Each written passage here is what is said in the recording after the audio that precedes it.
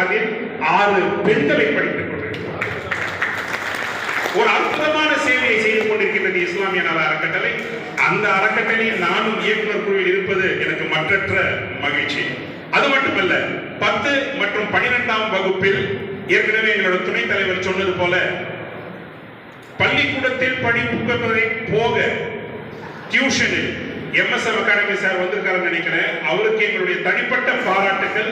அவருடைய அகாடமியில 10th 12th மாணவர்களுக்கு தனிப்பட்ட முறையில் டியூஷன் சொல்லிக் கொடுக்கின்றோம். வருஷத்துக்கு குறைந்தது 10 பேர் என்றால் இந்த 3 ஆண்டில் நாங்கள் 30 பேருக்கு அந்த கல்வியை கொடுத்துக் கொண்டிருக்கிறோம் என்றால் இஸ்லாமிய நல அறக்கட்டளையில் நான் இருக்கிறேன் என்பதே எனக்கு மிகப்பெரிய சந்தோஷம். அன்பு சொந்தங்களே, உங்களிடம் எல்லாம் நாங்கள் கேட்பது ஒன்றே ஒன்று தான். பணம் கொடுக்க முடிந்தவர்கள் பணம் கொடுங்கள், ஒத்துழைப்பு கொடுக்க முடிந்தவர்கள் ஒத்துழைப்பு கொடுங்கள். எதுவுமே இல்லை என்றாலும் இந்த தகவலை மற்றவர்களுக்கு சொல்லுங்கள். அப்படி சொல்லும் போது அவர்களால் ஈன்ற எந்த விதத்தில் உதவியாக இருந்தாலும் அந்த உதவியை எங்கள் அறக்கட்டளைக்கு செய்வார்கள் என்று நம்புகின்றோம். திருக்குறள்ல ஒரு அற்புதமான குறள் எனக்கு ரொம்ப பிடிக்கும். மாணவிகளுக்கு தெரியும் நினைக்கிறேன். 5 சொல்கள் இருக்கின்ற ஒரே திருக்குறள், தொடர்ச்சியாக 5 சொல்கள் இருக்கின்ற ஒரே ஒரு திருக்குறள் எது என்று யாரும் சொல்ல முடியுமா? சரி, ஐயா வச்சு செல்வத்துள் செல்வம் சிறப்பு. 5 முறை அதுல செல்வம் வரும். எந்த செல்வம்? கேட்கும் அறிவு, செவி செல்வம்.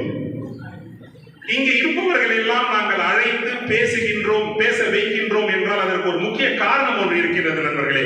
அது என்னவென்றால் 100 புத்தகங்களை படித்ததற்கு சமம் இவர்களின் பேச்சு அமையும்.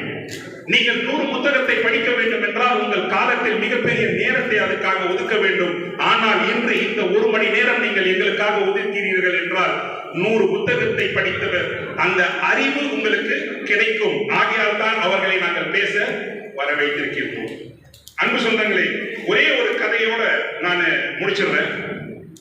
வெஸ்ட் இண்டீஸ்ல பாத்தீங்க அப்படின்னு சொன்னீங்கன்னா ஒரு 5 அடி கொண்ட ஒரு வீரர் இருந்தார். அவரை பார்த்து மற்றவர்கள் கேட்கிறார். உங்களுக்கே தெரியும், வெஸ்ட் இண்டீஸ் அணியில எல்லாருமே 6 அடிக்கு மேல. அப்போ அவரை பார்த்து கேட்ட போது அவர்கள் சொன்ன விதம் என்ன அப்படின்னா, how do you sustain in this team?